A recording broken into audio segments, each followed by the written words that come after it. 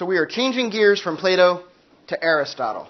When Socrates died, by the way, or not when he died, I guess a little bit before he died, at his trial, in Apology, towards the tail end, Socrates says, you think you're getting rid of this problem. You think you're getting rid of me, but you're not getting rid of me. New people just like me, perhaps even worse, even peskier, are going to come after me. And you won't be able to, you can't get rid of philosophers just by killing philosophers. It's just going to they're like terrorists. You're just going to make more philosophers whenever you do this. And this is exactly what happened. Socrates dies in 399 BCE. Plato takes a little bit of time off. That kind of knocks the wind out of him. He's got to kind of collect himself and figure out all right, so now what? Plato goes off to hang with the Pythagoreans for about 10 years, and then he comes back to Athens. And when he comes back to Athens, he's kind of got this renewed spirit. He's got this theory of the forms going on. He's ready to rock. He forms the first big school, the first university, right? He forms Plato's Academy. And Plato's Academy, formed in 387 BCE, stands for a long, long time. It finally gets closed down in, I think, about 83, I think, 83 BCE. It gets closed down by the Romans. But then, much later, a couple hundred years later, something like 410 AD.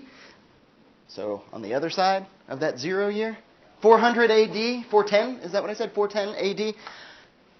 The Academy gets opened back up again, inexplicably. They refound it, and it goes for another about 100 years. It goes till about 520 something. And then it gets shut down for good, and that's the end of the Academy. But that's hundreds and hundreds of years. I think, as I mentioned at our last meeting, that's longer than any American university has ever been around. Yeah. Why did you shut down the second time? Why did it get... I don't know. That's a good question. We'll look into it. Yeah, if you can find it. If anybody wants to fact check it on the fly, please do. That seems like the sort of thing that would be on the Wikipedia page for Plato's Academy. But yeah, I'm not sure. Good question. So yeah, Plato founds the Academy in 387 BCE. Only a couple years later, in 384 BCE, Aristotle is born. So Aristotle, he's not even a thing before during the whole Socrates thing, during Plato working out the theory of forms. Even for the founding of the Academy, Aristotle's born in 384 BCE. A little while later, when he gets old enough to do that sort of thing, 367, he goes to Athens. He wasn't born in Athens, by the way. Aristotle was born in Stagira,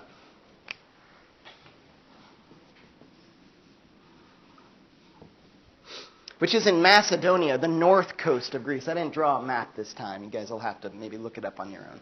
The north coast of Greece. Aristotle's born up in Stagira, and when he's old enough, he moves to Athens. He leaves home. He comes to Athens to study at Plato's Academy.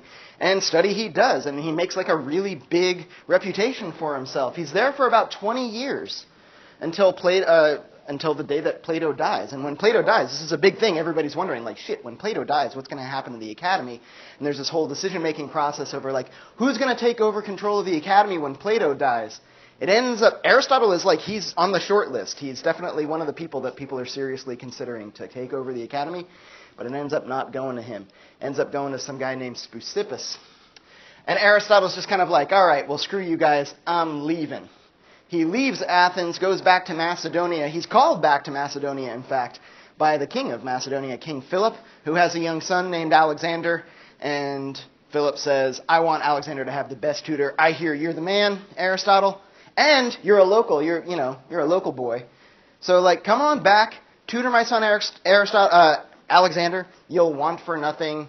This will kind of be the ideal sort of situation. And Aristotle, as you might imagine, and this is a pattern that gets repeated. I had a talk with somebody about this outside of class. This is a pattern that gets repeated ever since Plato articulates this idea of a philosopher king. And that this is somebody that's going to need to be educated properly. That you want the best people on their education to turn them into the best possible person. And that's the person who should lead. There are all these kind of moments when philosophers think they've got a candidate. In some of the other Platonic dialogues, there's a guy named Alcibiades that you can tell, everybody's thinking to themselves, Alcibiades could be, the guy, and he ends up being a very big disappointment. He's got, all the tools, and the question is he going to use them for good? And he doesn't necessarily. Alcibiades ends up getting spoiled. Aristotle's got the same idea about Alexander. He's really? So, some brand new kid that I get to, have full run over. his entire education. And Philip's like, yeah, sure, I won't do it. I'm a terrible person to educate a young child. So Aristotle tutors Alexander. Alexander goes on to become Alexander the Great, conquers the whole world. Well, not the whole world, but like the whole of the world that anybody thought existed at that time. Even in some territory where people were like, we didn't know there was even shit out here. Alexander, he conquers most of Persia. He conquers Egypt. He even makes it as far as India. And there are plausible arguments to be made that like good things happen because of that. He's not like a bloody conqueror necessarily. There are wars, make no mistake. It's a military expedition. But suddenly there's a connection between like all of the cultures in this region, and it's one of the first big opportunities that there is for like a major exchange of ideas between Greece and Persia and even as far as India. While Alexander goes off to like make his reputation as Alexander the Great, while Alexander goes off on this conquest, Aristotle now has nothing to do, right? He's like the person that he came to Macedonia to tutor is now like off doing his conquering thing. So Aristotle comes back to Athens, and he founds the Lyceum in 335 BCE. The Lyceum is now, it's like a competitor school to the academy. So Aristotle's like, you won't let me have the academy? Fine, I'll make my own school. We'll be on the other side of the city. We'll be outside. We'll be in like, gardens and trees, and we'll walk around in nature as we have our philosophical conversations. That's how we're going to do things down at the Lyceum. Lyceum gets going. It's doing really well. In 323, so what's that, about 12 years after the Lyceum has like been started up and it's really getting moving, Alexander dies. Alexander the Great dies. And there's this huge backlash all across Greece to like anything even remotely Macedonian, or like kind of like with the stank of Alexander on it. He was this conqueror, and as soon as he dies, everyone's like, you know what? Fuck that Alexander guy. He was no good. I never liked him. As when he was alive and conquering shit, everyone was like, Alexander, that guy's the best. And then after he dies, everyone's like, Alexander. And especially in Athens, there's a very anti-Macedonian sort of sentiment. And Aristotle says to himself, I've seen how this turns out before. Like, I've heard the stories. He didn't actually see it because he wasn't alive in 399 BCE.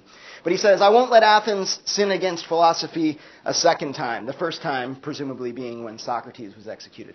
He won't let Athens sin against philosophy a second time. Maybe that's like a very noble way of saying it. Also, maybe he just wants to save his own life, so he leaves. He runs away. Whereas, like, Socrates stays and gets killed, and we're like, that's very brave, but perhaps stupid.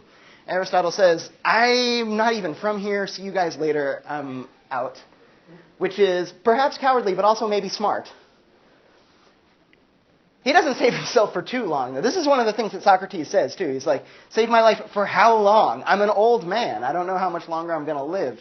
Aristotle runs away to Chalcis, and then just 1 year later, after Alexander dies, Aristotle dies. He was 62 when he died. So that's the kind of like the historical context that Alexander's coming into, vis-a-vis Socrates and Plato and the academy and Alexander and all of the big things that Aristotle's up to in his life. Stylistically, in terms of the writing, Aristotle and Plato, night and day, right? Couldn't be more different. What are some of the major differences in style that we've noticed? Some of them are very obvious. Technicality. Aristotle's way more technical. Yeah, Dan. Yeah, he doesn't write in this dialogical form, at least not in what we have available to us today. It turns out Aristotle did write dialogues, but they're lost to us. Those were intended for popular consumption, in fact, those dialogues. Same as like Plato's dialogues were intended for like everybody to read. And that dialogical style there's something gentle about it. It's got a story to it, right? It's got a dramatic arc like a play does. Those are what are usually known as the exoteric works, the works that are meant for popular consumption. Aristotle also has these esoteric works, which are what we have today, which I think most historians, most philologists, they seem to all agree that what we've got here in Aristotle's corpus is not anything that Aristotle himself wrote. Aristotle would just lecture to his students, and all of his students, all of the best students at the Lyceum, would compile lecture notes and write down all the stuff that Aristotle said. So most of what we have here it's like the lecture notes of Aristotle's students. In fact, like maybe it's not just like, maybe it's exactly his students' lecture notes. So that would explain why it has a very different sort of a feel to it. But even beyond that, we get this sense that, like, and this is maybe the positive angle to it, where maybe Aristotle's a little easier to read than Plato, because Plato leaves breadcrumbs to the things that he wants to say, but he very rarely comes right out and says them. In fact, this is maybe one of the fun but frustrating things about Platonic dialogues, is you're always wondering, like, what is he really getting at here? Whereas Aristotle just comes right out and he says what's on his mind. Now, his mind works differently than I think most people's minds do. Because he doesn't jump right to, like, I got something to say, let me tell you all about my cool idea. He starts with a question. He starts with, like, this is something that people wonder about. And then his next move after introducing the question is he says, here's what people say about this. And he'll kind of exhaustively go through, like, all of the possible different positions that he's ever heard of. And sometimes he even makes up others that he's like, nobody's ever said this, but it seems like it's a possibility. You could say this. That's his first thing that he usually does, is he makes this survey of, like, what is said by the many about this topic. And then he gets into this process of trying to figure out, like, okay, so what are we going to say about it? This is what other folks say. What are we going to say about it? Well, it seems like we'd have to go this way, this way, this way, this way. And he works his way through the problem. Very technical, aimed at a different sort of an audience, aimed at, like, people who are already in the philosophy classroom and have decided, like, we want to do philosophy. Aimed at folks who perhaps have a little bit of dissatisfaction with Plato's Academy and the kind of Platonic tradition, folks who are maybe interested in a slightly different take.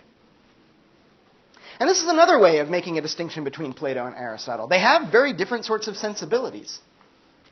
Maybe the crudest way that you can kind of point to the substantial difference between Plato and Aristotle is in that School of Athens painting. It's the picture on the front page of our canvas page. You know the one, Raphael's School of Athens? Right in the middle of it, there are like two figures. We all relatively familiar with it? Right in the center of it are Plato and Aristotle. And Plato is pointing, are you familiar? Yeah, Plato's pointing up, and Aristotle's pointing down. And for some folks, it's like, yeah, that's it. That's the difference between Plato and Aristotle. Like, Plato is like, he's like up in like the abstract stratosphere. And Aristotle, he's like brings everything back down to the ground. I don't know how fair or accurate that is. They both get into the stratosphere. As a matter of fact, like, the way we've been kind of tracking Plato has been starting out in very on-the-ground sort of practical, ethical issues in those early dialogues when he's given his portrayal of Socrates. And then as we get to middle and later Plato, the arguments and the ideas get more abstract, more metaphysical in their aim. So Plato does a little bit of both. Aristotle also does a little bit of both. And we're going to start Aristotle meeting him where Plato leaves off, in like the weird, esoteric, abstract type stuff. But as we go on, we're going to get to like more and more concrete stuff for Aristotle. The last stuff we're going to read from Aristotle is like a whole bunch of books out of his ethics, all about friendship. I don't know, you don't get like much more like on the ground, basic everyday shit than like how to be a friend. So we'll trace that whole thing with Aristotle as well. But at the same time, there does seem to be this flavor where like Plato, I don't know, he just seems like he appeals to folks who have a little bit more of a spiritual set of intuitions. Aristotle seems to speak to folks who have a little bit more of like a naturalistic or like a proto-scientific sort of set of sensibilities. And maybe there is something to like the pointing up and the pointing down. Also, Plato, he's got a copy of his Timaeus in that painting in School of Athens. He's got a copy of his Timaeus, which is his cosmological treatise. Aristotle's got a copy of his Ethics, and he's pointing down, so like the Ethics is like the on-the-ground stuff. Timaeus is the up-in-the-sky stuff. But Aristotle, as I mentioned, like he's got his metaphysics, he's got this other thing, physics, we'll talk about today. He's got a whole treatise called On the Heavens, De Cielo. So like Aristotle looked up, too. He wasn't like all on-the-ground stuff. Maybe some of it also has to do with, like I said, this kind of religious sort of inflection that Plato can be taken with sometimes. I can't have been the only person who's noticed like some parallels between like the story of Socrates that gets traced and the story of Jesus that's going to come like a little bit later. Somebody who's like all for justice, dies for other people's sins, claims it's not even a bad thing that like the soul will live on after the body dies.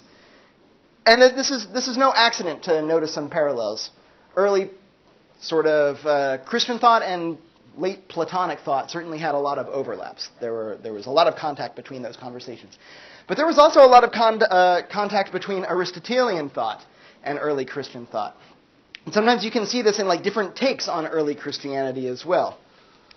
Like Augustine of Hippo, much, much later after all of this. Saint Augustine, who will become Saint Augustine, he converts to Christianity after first realizing that, like, he reads Plato and he's like, I think I'm a Platonist. And then only after that realizes, like, if I'm a Platonist, I think maybe I have to be a Christian too, and then converts to Christianity. St. Thomas of Aquinas, on the other hand, also a saint, also like big-time theologian for early Christianity. His big guy is Aristotle. Like most of like St. Thomas's interpretations of Christianity come through Aristotle. And when he refers to Aristotle, he just refers to him as the philosopher, as if like everybody's going to understand who he's talking about when he says like the philosopher says. Like, oh yeah, obviously Aristotle. So there's a lot of overlap, but there is definitely a difference in sensibilities. I'll ask you to kind of keep an eye out for it, to try to pick up on these subtle, maybe like under the surface, maybe sometimes they become explicit, these ways in which Aristotle parts ways with Plato. Maybe even ways that we see kind of like today people talk about this supposed tension between religion and science. And we can maybe see some like early anticipations of what that looks like in the differences between Platonic sensibilities and Aristotelian sensibilities already there. But we should also probably not forget that they were friends. Aristotle was Plato's student. He liked Plato. They got along quite well. He's heavily influenced by Plato. We'll see today there are a lot of Platonic ideas going on in here with like a very distinct sort of a spin put on them. So maybe these supposed tensions between, say, like religion and science, they're not as stark, not as tense as they might seem. There's a whole bunch of preamble. I blew through. I set myself 15 minutes to get through this. I've already done more than 15 minutes. So let's get down to it. Aristotle's Physics II, Book 2 of the Physics was what was assigned, and Book 1 of Metaphysics is what the reading assignment was. And instead of going through kind of like line by line in physics, first he talks about this and then he talks about this, I'm just going to do these three concepts. Like we're going to talk about these three concepts today. I'm going to try to get a sense of like how he treats this in physics and in metaphysics. There's the idea of nature, which gets discussed for a little bit in both of these. There's the idea of like the relationship between matter and form, which gets discussed in both of them. And then there's this doctrine of the four causes that people like to talk about with Aristotle that also gets mentioned in both of them. And I think if we just hit those three concepts and like, so what does it seem to be that Aristotle is saying about these sorts of things, we can get a sense of what's going on both in Physics 2 and Metaphysics 1. These are separate treatises, by the way. Does anybody remember what is it that physics? What is physics? What does physics mean? What does it mean for Aristotle? Nature. Yeah. If you remember this back from like when we read Parmenides, his poem was Periphuseos, right? On nature. Aristotle's physics is about nature. So maybe a little bit different than like a physics class that you would take today, but maybe not all that different either. The physics is concerned with the natural world, just a very specific sort of corner of it. And for Aristotle, physics was all of nature. And the big concept that he ends up focusing on in physics eventually, like where he kind of like figures out like this is the thing that we need to focus on when we're talking about nature, is change. Most of physics is concerned with trying to track down like what is it that like change is like. What like if you're going to study nature, you're inevitably going to encounter change, and we need to find a way to understand how change happens, why it happens the way that it does. That's what doing physics is all about. That's what studying nature is all about. It's about studying change. It's a good Heraclitean point, right? It seems like I remember Heraclitus drawing my attention to this. That say what you will about the natural world, that is always moving, right? It's always changing. Nature never stands still. Maybe this is what Heraclitus means when he says nature loves to hide itself.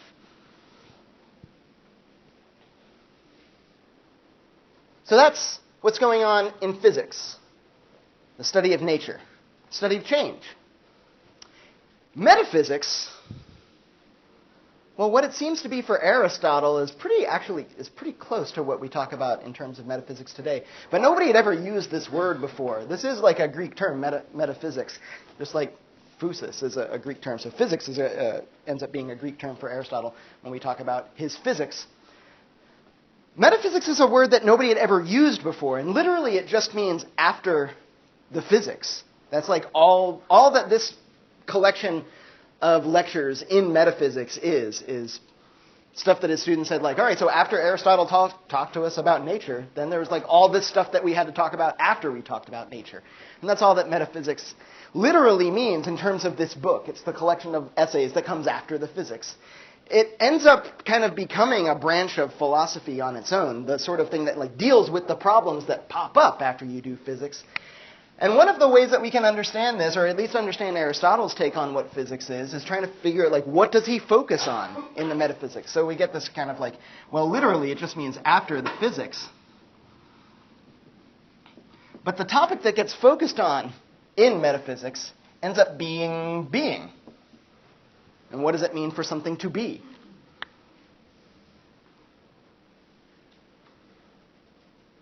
And hopefully in the conversation that we have today, we're going to get a sense of like how it is that these are related and how it is that like we would have a chapter in physics that deals with more or less the same material that we have a chapter on in metaphysics.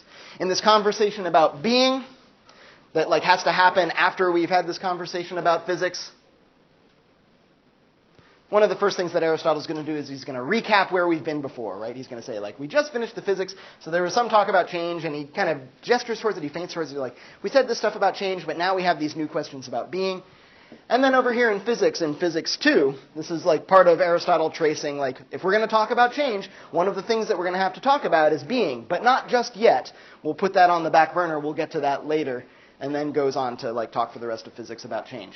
So these two treatises are linked, and perhaps it's not surprising that they end up talking about stuff in roughly the same way. Let's start with nature. And let's start with line 1, book 1, Aristotle's Metaphysics. Line 1, book 1, Aristotle's Metaphysics is all humans by nature desire to know.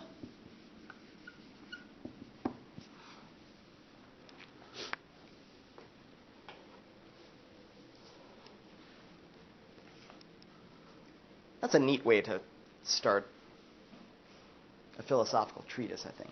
Just kind of come in. Day 1. Moment 1. First thing that he says. All humans, by nature, desire to know. Is he being too optimistic here? It's just like, the philosopher thinks that all humans, by nature, desire to know. But, like, really, like, most humans don't desire to know.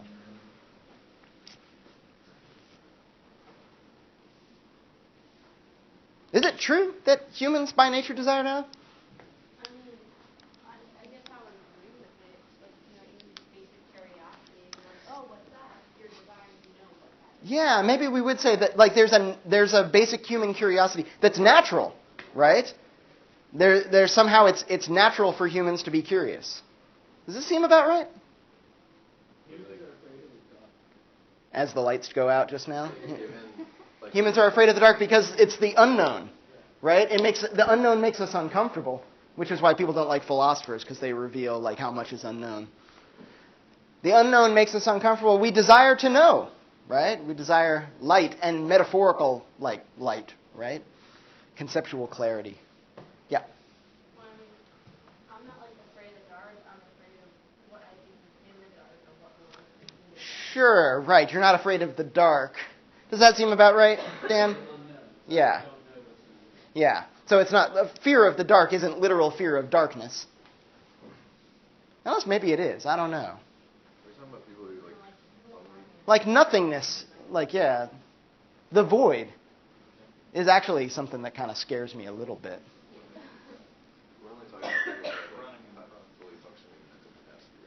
Humans have fully functioning mental capacity? Yeah, that's we're just going to, maybe we can get this out of the way now. Like, that's par for the course with Aristotle. Like, he assumes we're talking about, like, quote-unquote normal human beings. This is one of the biggest problems with Aristotle, and he's not alone. This is a big problem for almost every philosopher. For a long time, it takes philosophy a long time to wake up to this. That, like, a lot of the philosophy that gets done makes certain assumptions about human capabilities. And Aristotle is, like, one of the guiltiest of this. This will come up a little more when we talk about his ethics. But yeah, all humans by nature desire to know. And of those who have no desire to know, a so-called human with zero natural curiosity. You say natural curiosity? Is there other curiosity? Like manufactured? manufactured curiosity? I guess you had the natural capacity. If you can have manufactured curiosity, then the potential for the curiosity was always naturally within you. That's a good question, because like the reason why I mentioned this first line is because it brings up this question of nature, and we can focus on all sorts of things in this statement, like what do we mean by humans, and is it really all humans that desire to know? What do we mean by a desire to know? Is this just a natural curiosity? Is it something beyond natural curiosity? Is it that like we have some particular idea of how to satisfy that curiosity? It's a desire to know. So maybe we could focus on, like, what does it mean to know something? But I want to focus on this nature part. What do we mean when we say that it is natural, or is by nature, that humans desire to know? Yeah, okay. Maybe innate. That it's innate that humans desire to know. They aren't taught to be curious. Maybe they can have the natural curiosity beaten out of them. But you can't make somebody who was never naturally curious curious. Does that square with your experiences? More than a decade of teaching, there's a part of me that's like, yeah, that seems true. You can't make somebody who's not curious curious. You can try, but if it's not already like in there to be woken up, like, I can't put it in there. Yeah. Anyone's not curious about anything. They might not be curious about, like, I know, maths that I don't care. Then you talk about something they actually do care about, they're going to be curious about that. So maybe, yeah, all humans are naturally curious about some things, but not about everything. You couldn't be naturally curious about everything. You'd like never stop and look at anything. You'd be like, oh, like every shiny thing would take your attention, right? Maybe for some of you, yeah, some of you are like, that's me.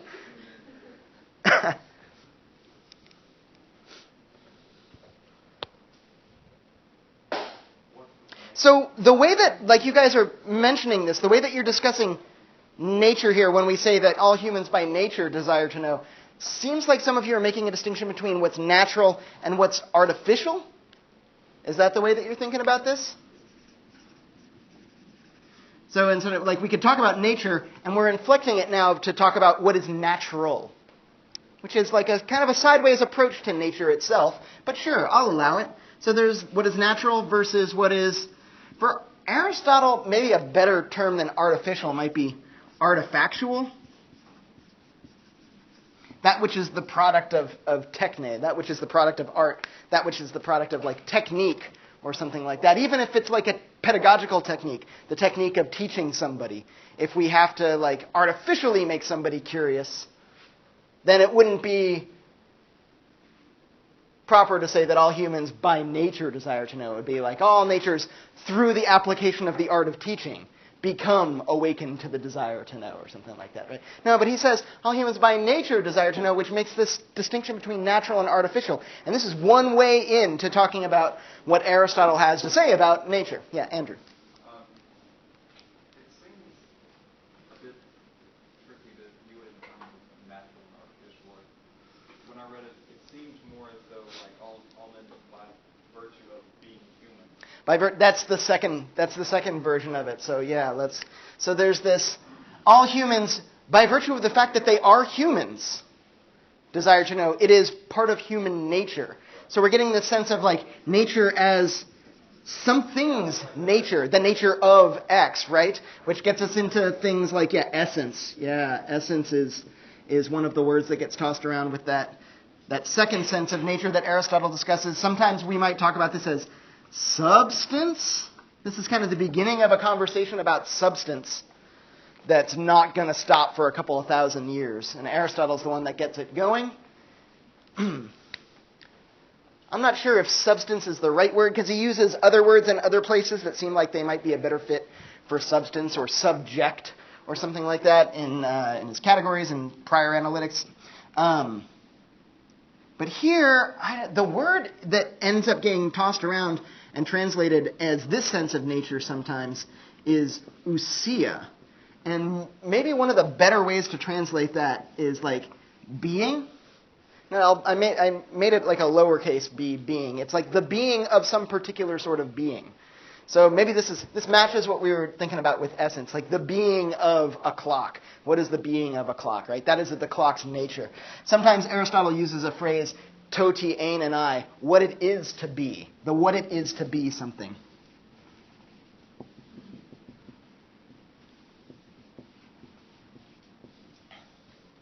So these two senses of nature that Aristotle, and this is like a classic Aristotelian move. This is like, there are a couple of little like phrasing hiccups that like Aristotle uses over and over and over again, or that his students tend to write down over and over and over again.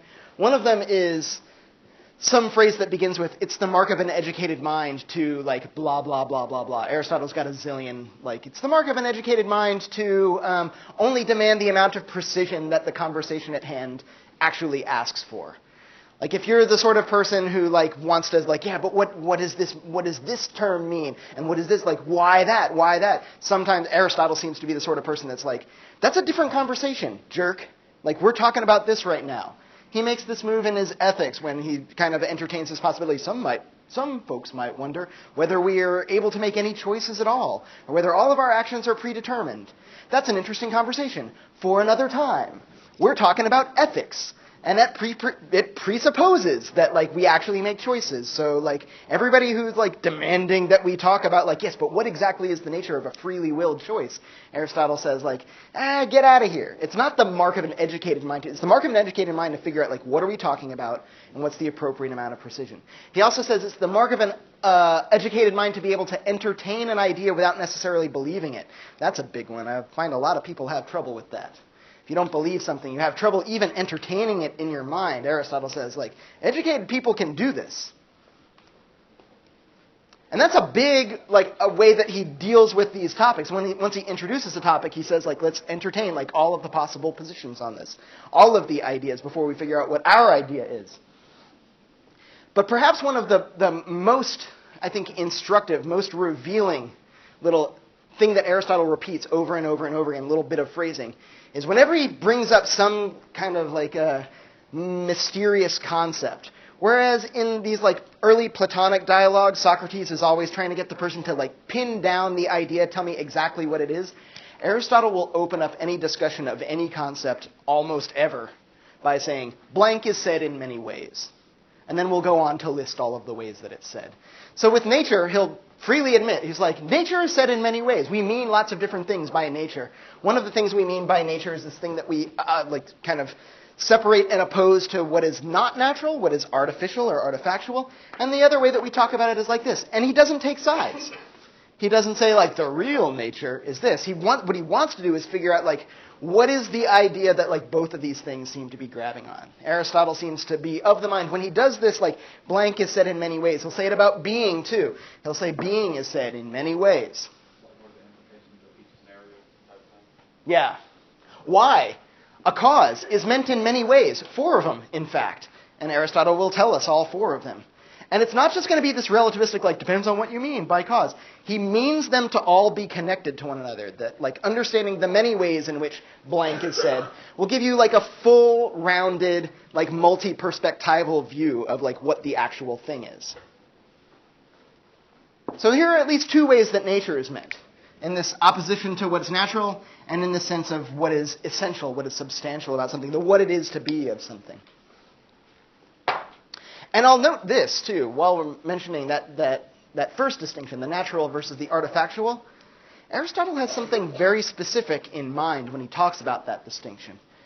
We might very well like have all kinds of interesting conversations. We might wonder, like, what is the difference between what is natural and what is artificial? Sometimes the line gets a little bit blurry, right? Like, is this classroom natural or artificial?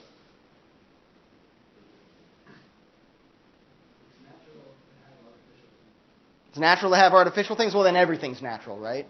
It's a ridiculous distinction. Is anybody thinking to themselves like, well, it's not that ridiculous. Like, we get some work done with the distinction between like what's natural and what's artificial. How is it natural to have artificial things? Maybe it's human nature to like not be natural, to be artificial. Make things, but like natural things are in themselves not artificial. Like that's just silly. You can make it a subset. What about a garden? Is a garden a natural thing or an artificial thing? Depends on if you planted it. Gardens get planted. If it's wild, I don't know if you get to call it a garden. Well, so then it's just a garden because it's artificial then. Like flowers grow. Yeah, so there's lots of plants. There's forests. And then there's orchards. Orchards and forests aren't really quite the same thing, because an orchard is planted on purpose by somebody. Is an orchard like an artificial forest? Maybe. Yeah, maybe. Here's the way that Aristotle ends up clearing this up, and it's not a bad way of doing this. This natural-artificial distinction is one that I think is like still in play, still something that like we wring our hands over and like kind of get run in circles about. In the environmental ethics course that I teach, like it's definitely at work there. There's a whole lot of confusion about like what's natural, what's not natural, like what's opposed to that. How should we be living with respect to the natural environment? But Aristotle says, here's the difference between what's natural and what's artefactual, not necessarily artificial. As he says, natural things have the source of their motion, the source of their change. Maybe change, we can also note motion in here. Because motion is a type of change. It's a change with respect to space, right? So natural things have the source or the principle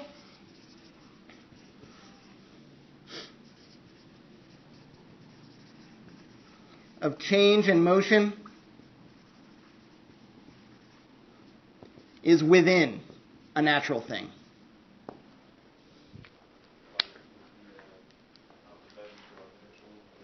Yeah, so this is, and this is what he talks about a bed, right? Yeah. Whereas an artifactual thing, its source of, I'm just gonna use the quicker Greek phrase. It's arche kineton. We've seen the word arche before, right? It's like principle or source or foundational sort of thing, right? An ordering principle. That's an arche. And kineton just means the source of motion, right? Motion or change is what Aristotle usually means by kinesis. So the arche kineton for what is artifactual comes from without. Which is to say outside of. So like a bed doesn't do a whole lot of moving. But like what turns a bed into a bed is not a bed. Beds don't turn themselves into beds. Beds don't make brand new beds. If you plant a bed in the ground, it's not going to sprout a new bed that comes out of it, right? But if you plant certain parts of a tree in the ground, they'll grow into new trees. This is one way that we can talk about the difference between what's natural and what's artificial or artifactual. We can also think about it this way. Joe Sachs uses this example in his introduction to Aristotle's On the Soul. He talks about a bird flying through the forest. A bird is flying through the trees, and it's headed right for a big tree. And at the last moment, the bird kind of swerves out of the way. And we ask ourselves, why did it move? Why did the bird move the way that it did? And it seems like perhaps the best answer, at the very least a very plausible answer, would be to say, the bird made itself move. Nothing outside of the bird made it move. The bird made itself move. Maybe the tree was part of the equation too. The bird saw the tree and then decided, like, I should move or something like that.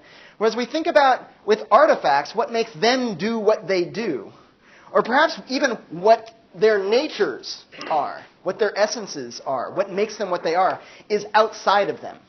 So we can think about that in the sense of a bed. What is a bed? What is the nature of a bed? What makes a bed a bed? What's the being of a bed? Yeah, what's the form of bed? What do all beds have in common by virtue of which they're beds? They're good for sleeping on. For something else besides the bed. To do something with the bed, right? And the idea of the bed is something that comes from without, too, right? What's that? Yeah, or like what it is to be a bed depends on something else. No people, no beds. No people, still trees though. Like trees are still trees because trees don't need people to be what they are. Horses don't need people to be what they are. Natural things don't need people to be what they are. Their source and principle of change, and their nature, their essence, their what it is to be what they are, is within. Whereas with artifactual things, it's without. Clocks are for humans to tell time with. No humans, no clocks. Yeah, MK. And then Pearson. Okay. In a mattress store with a bunch of beds, no one has slept on them yet. So they become a bed and they sleep. This is something that comes up in Metaphysics Zeta, I think, like a later book in Metaphysics. Aristotle says, like, so is a bed not a bed until, like, somebody slept on it? And in that, like, if we're going to go that way, as soon as the people who are sleeping on it wake up and get out of the bed, then, like, does it stop being a bed? And, like, it's only a bed when somebody is sleeping in it right now. And Aristotle says, like, don't be silly. One way around this is to talk about, like, if nobody slept on it yet, we can still look at it and say, that's good for sleeping on. You could sleep on it. It has the potential to be slept on. And in this sense, it's a bed.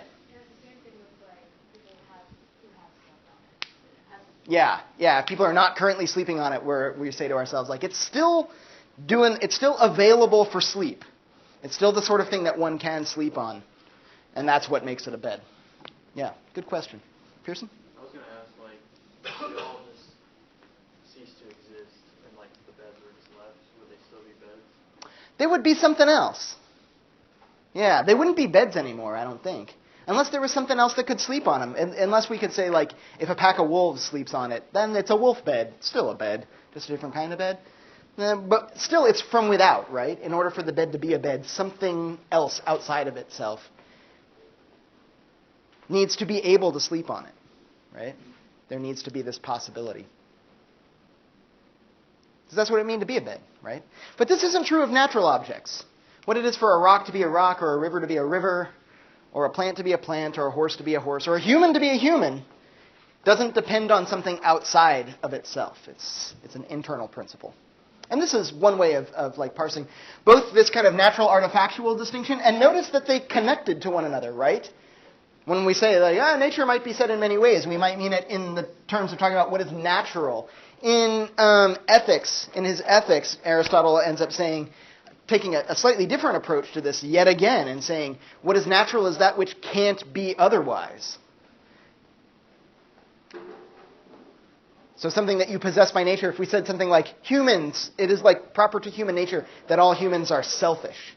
This would suggest that it can't be otherwise. You can't change it. That which you can change is the domain of art and artifice, making things different than they could be. This is like where choices come in and human activity comes in. So those are things that can be otherwise. And what is natural is things that can't be otherwise. And that's yet another way of understanding it. But they're all kind of part of the same account of what's going on with nature. And this gives us a sense of like the sensibilities that Aristotle is bringing to this project, what it means to think in an Aristotelian way. The first installation of this is, what does he mean when he talks about nature? And he means at least these two things. And this one's gonna end up being like a really big deal, especially as we get into talking about being, including the being of beings, and the way that matter and form relate in them.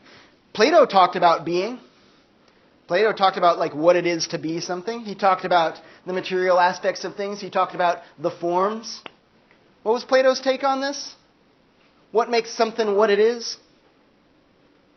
What makes a bed a bed? Well, maybe that's a bad example. What makes the just, according to Plato? It participates. What does it participate in? Participates in the form. What form? Justice, yeah. What makes just things just is that they participate in the form of justice, right? So this is Plato's take on it, is that form is responsible for the being of things. All of those forms, participate in one form, the form of the good, this unifying form. All the forms are a unifying force, right? That was one of the four premises in Parmenides. So but what about matter? What's going on with matter here? We've seen philosophers before who have said, like, no, it's not form. Matter is what we're after. Like the Milesians, for example. Some of them, at least. Thales and Anaximenes, for sure, seem to think that matter was a really big part of the equation. The pluralists also brought things back to a very kind of material, almost mechanistic sort of approach to trying to figure out how the cosmos works. So what's going on with matter? Well, for Plato, it's not a big deal, right? It's that stuff all the material things, those are the sensible things, those are the destructible things, those are down at the bottom of the divided line, not as important. Aristotle says, no. You can't do that. Aristotle proposes what eventually will get called a hylomorphic approach to this matter-form problem. And Aristotle discusses the hule of things, which is, some might say, the matter of things. I'm going to insist that when we talk about hule, we note that maybe we don't use the word matter, we use the word material. You'll see why in just a moment.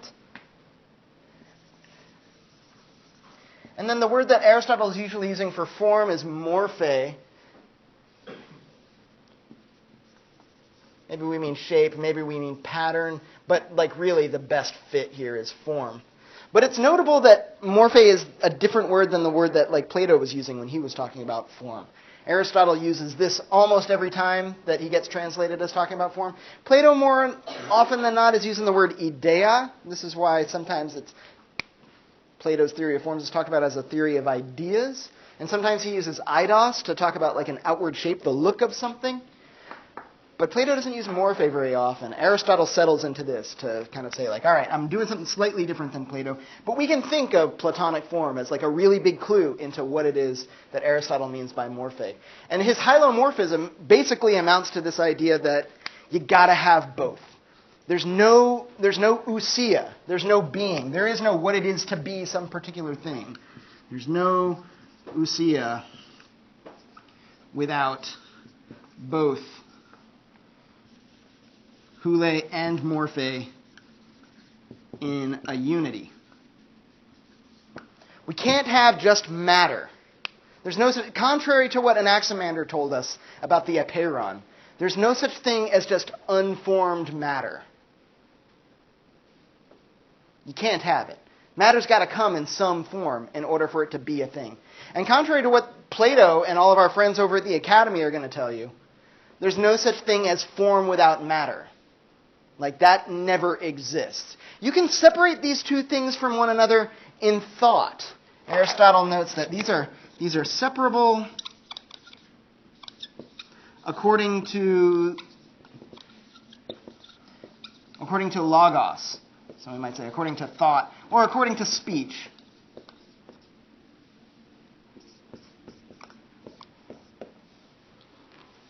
You can separate these two ideas from each other in thought, but not according to being. You will never find form without matter. You will never find matter without form. They always come together. Like the heads and tail side of a coin. You can separate them in your head, but they always come together. You can't have the head side of a coin without the tail side of a coin. You can have a coin with two heads. I know some of you are like, oh, I have a coin with two heads. Like, one of the tail side has a head on it, right? We can think of the same thing as like top and bottom. Nothing has a top that doesn't also have a bottom. You can separate top and bottom in speech. You can separate them in thought, but they always come together. They're two sides of the same coin, like two sides of the same thing, the top side and the bottom side, the front side, the back side, the right side, the left side. Everything that's got a right also has a left. You can distinguish them in thought, but they always come together in some sort of unity. A hylomorphic unity. Formed matter. Always formed matter. And that's why we say material for hule. Because if we just say matter, maybe you start to think of like matter, like any particular, like any kind of like generic matter. Maybe Anaximander's apeiron. Maybe unformed matter, right? Prime matter or something like that. No such thing, Aristotle says. There's no such thing as prime matter. There is material for things. There is wood, the natural material of trees. Or there is lumber, which is material for some other building project. But there's never just like prime matter. If all of the humans left, and we might wonder like, so what happens to all the beds? They'll just kind of like rot and collapse. Now the wood becomes material for, I don't know, a bunch of necrophages, right? For like a bunch of funguses or whatever else is going to like grow in and eat the wood and break it down. It becomes material for something else. So hule is always material for. And shape or pattern or form, morphe, is always a form that exists in some material. The two of them can be separated in thought, but in being, there are no things without the combination of both form and matter together. Yeah. I recommend this is using thought, but it might be a bit slow. What about like the definition of a circle, like experts would that be the form of circular things that's separated off from their matter? Yeah, it's just that Aristotle would say that, like, yeah, you've separated in thought, you've separated out, like, the form from the material, but that doesn't exist. It's not a thing yet. It has no what it might be part of the what it is to be of a circle. But any real existing circle, any actual circle, is going to have that form instantiated in some material. If you don't have some material for it, there's no actual circle. There's the idea of a circle. And Aristotle also notes that, while it's true that these are separable only in thought and that both of them are necessary in order to have a hylomorphic unity, in order for something to be, in order to exist, Aristotle does also say, at the register of thought, though, and this is kind of, you recognize this, you prefaced your remark with this, in the order of thinking, when we talk and think about these things, kata logu, right?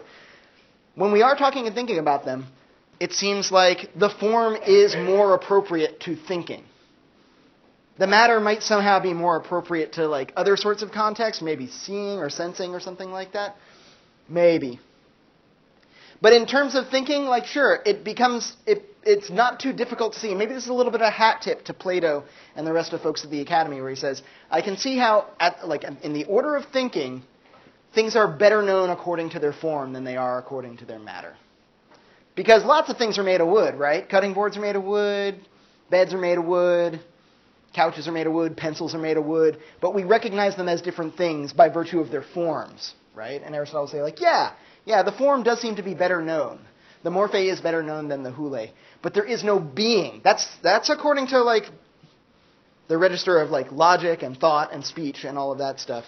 According to being, you have to have them both. There is no thing without it. Yeah, Shai. In Aristotle's matter, does Does it have to be tangible? it have to be tangible? It has to be material. There has to be material. It needs to be physical. Yeah. Is all material physical material? Is that what you're asking? Or maybe that's what I'm asking you. Would mind be a part of his matter? Would mind be a material? Well, in Aristotle's matter. Yeah, or maybe would mind be, maybe mind would be form or something, but you can't have them.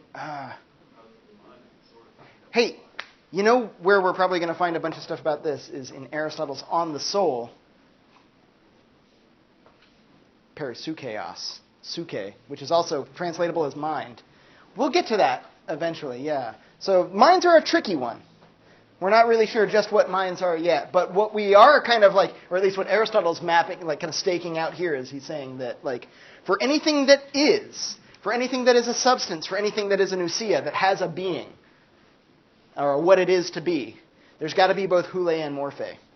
Now, what it is that the mind or the soul is, and how that plays into this is going to be interesting. We'll see that in our next readings. Yes? How does he account for time?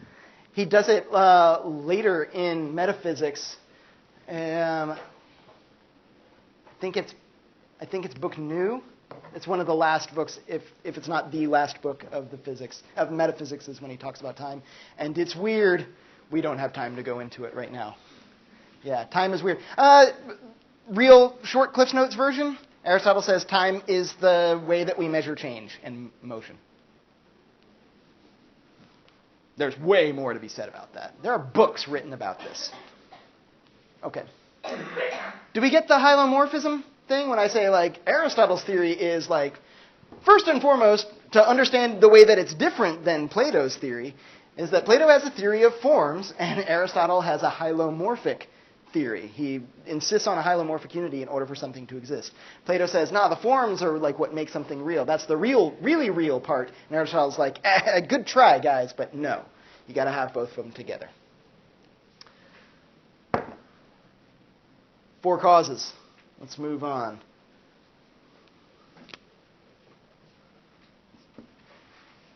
Before I start talking about what those 4 causes are,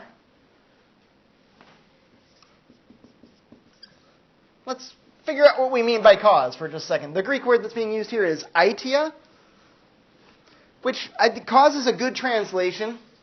Another translation, or another way that that term gets used by Aristotle and by others, that maybe kind of reveals another angle to what it means to say that something is a cause, that opens up your mind a little bit more when you're thinking about what would count as a cause, is a why question.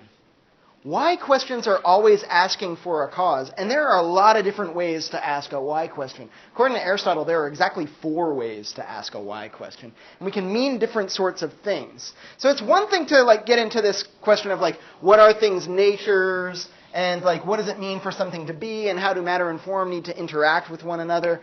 Those are all the sorts of questions that eventually we'll come to if we keep doing philosophy.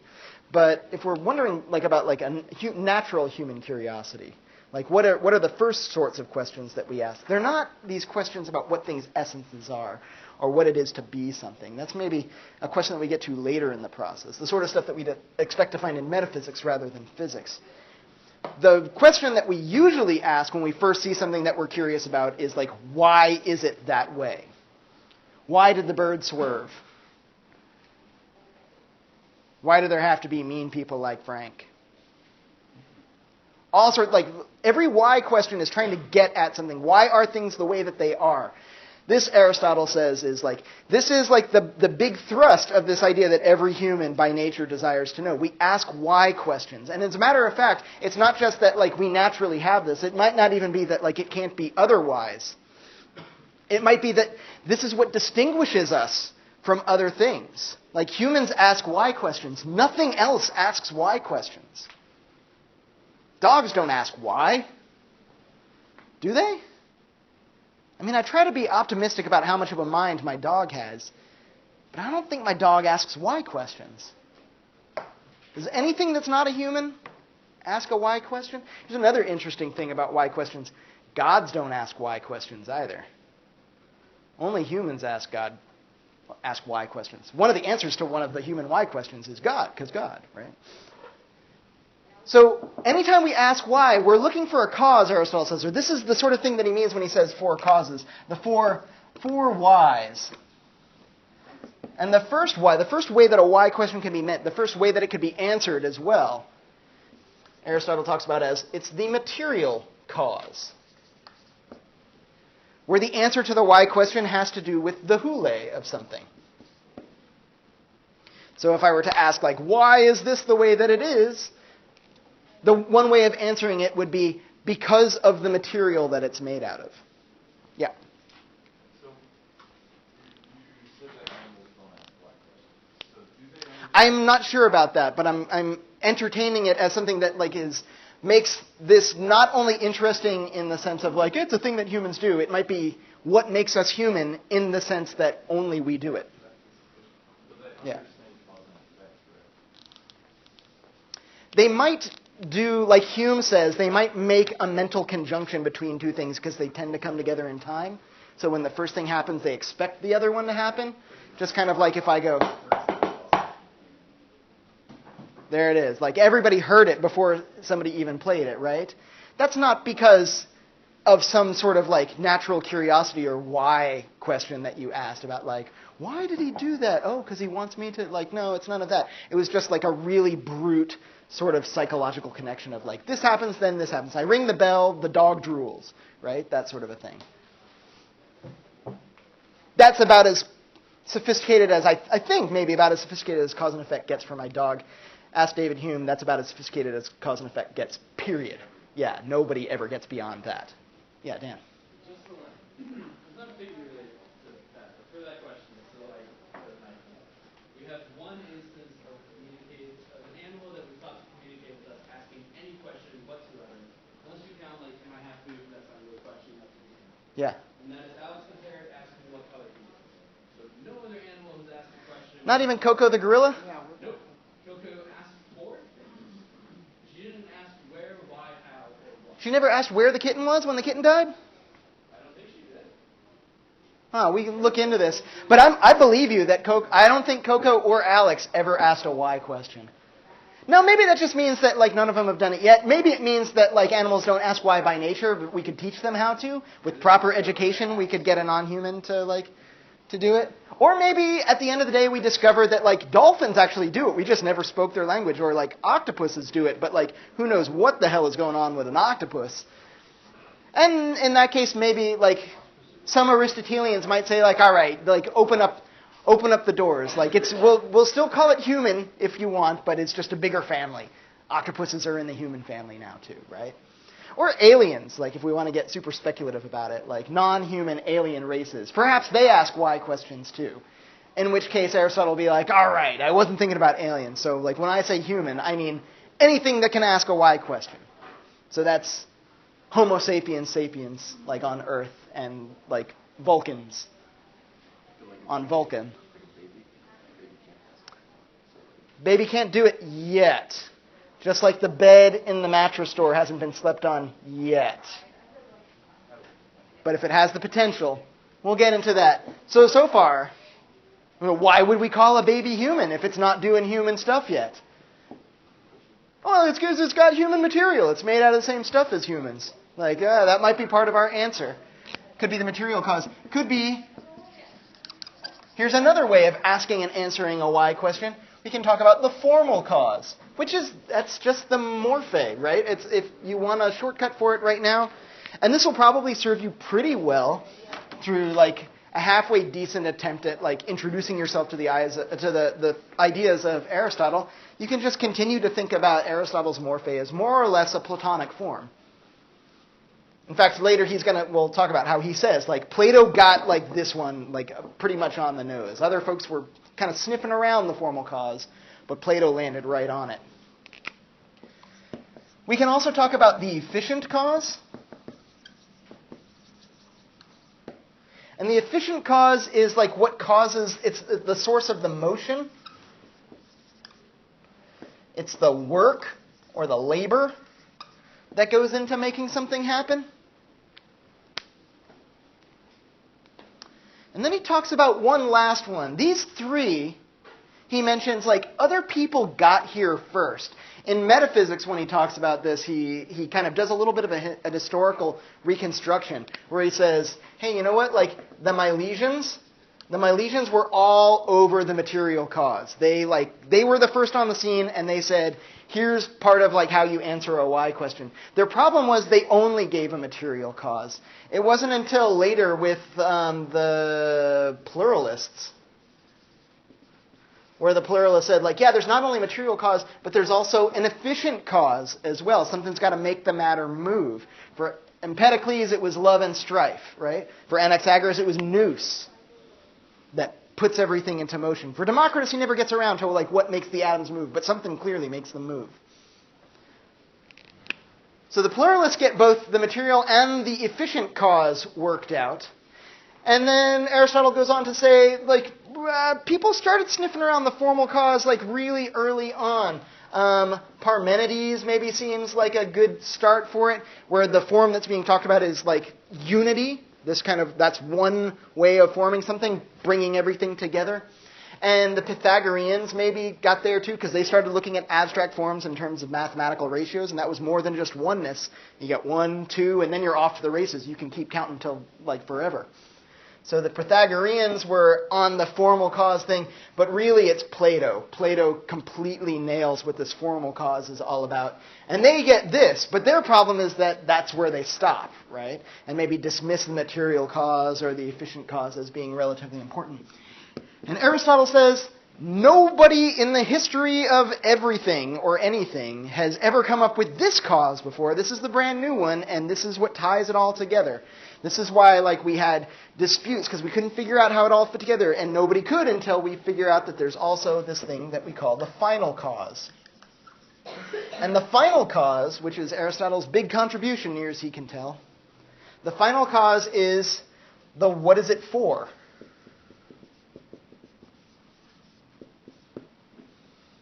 It's sometimes people will talk about the telos or the teleology of something.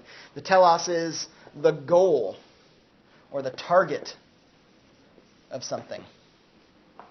If we want to put this in Platonic forms, you want to make Aristotle real friendly to the friends of the forms, you can call it the good of something. This is one way of talking about what something is for. Teleological, yeah, it means like thinking about like what things are going to become, right? It's very futurally oriented. Whereas some of these others might be more oriented towards the past, like what caused this to come, the efficient cause in particular. It's like what put this into motion such that it does what it does. And then the final cause is this kind of like, yeah, what's it for? And notice this is a way of answering and asking a why question, right? If I like slap somebody in the face and they said like, why'd you do that? And I said, well, I was born a young man in like Sugar Land, Texas in 1979. And I explained all of the things that led up to it. They might stop me and say like, that is not what I meant when I asked why you did that. Like, you gave me an account, for sure. You maybe articulated some of the material and efficient causes that were at work here. But what I wanted to know was like, for what purpose did you slap my face, sir? That's the why question that I meant. And Aristotle says, like, if we can understand all, like, cause is said in many ways. And if you can understand how all of these are part of the same story, part of getting at the what it is to be of something, this will kind of like bring us full circle back into like metaphysical questions. What does it mean for something to be a something? Is to understand how all four of these causes work and how it is that they work together. Yes? Can I explain formal causes again? For now, I'm just going to say, like, shortcut in your mind to say, like, Plato as a placeholder for formal cause. What Plato says about the form of things. So maybe we can think about it as, like, shape or pattern or something like that. What we said over here about morphe. Oh, all right. So let's do some examples with this. I think this will probably take us to the remainder of our time. Let's think of some examples. Let's start out with a pot. I'll walk you through the pot, and then I'll give some other examples, and I'll see if you guys can walk us through those. So let's say we have a pot, and I'm wondering, like, why is that pot the way that it is? Like, I walk into a pot store, and I see a certain pot there, and I'm like, I could ask, like, what's that? And the potter would be like, that's a pot. And then I might ask myself, like, yeah, okay, so why? Like, why is that the way that it is there? And one of the answers that we could give here is we could say, because of the clay, because of the material of the pot, right? Because the clay works a certain way, because the clay acts a certain way, that's why the pot is the way that it is. We could also give a formal cause, where I could say, what is it, like, why is that a pot? Why is that pot the way that it is? And we could say, it's the way that it is because of the shape that the material has been worked into, right? Because it's not a pot when it's just a hunk of clay. Maybe it's like a potential pot. Maybe the potter looks at the hunk of clay and they're thinking to themselves, like, there's a pot in there. I just need to let it out. But they have to actually put the form to the matter in order for it to become a pot, right? And notice they have to put it into that form, right? It doesn't just come into, like, if you just leave clay on the table, it doesn't turn itself into a pot. You need to move it into that form. You need to be the potter is the efficient cause. That's what works the clay into the shape. The efficient cause works the material into the shape so that the pot can be a pot. But the one thing that seemed to be missing there, and maybe we get some of this by getting a slightly more sophisticated sense of what the formal cause might be, of like, why does it need to be that shape, is this question of like, what is it for? And this is a huge step forward in thinking about, like, why is the pot the way that it is? It's what is the pot going to be used for? So, for example, maybe I want to keep wine in it. Maybe I want to keep olive oil in it. Knowing what it's for, knowing its telos, is going to go a long way to explaining, like, why it was that we even used the material that we used. Because you can build a bed out of anything, right? You can build a pot out of anything.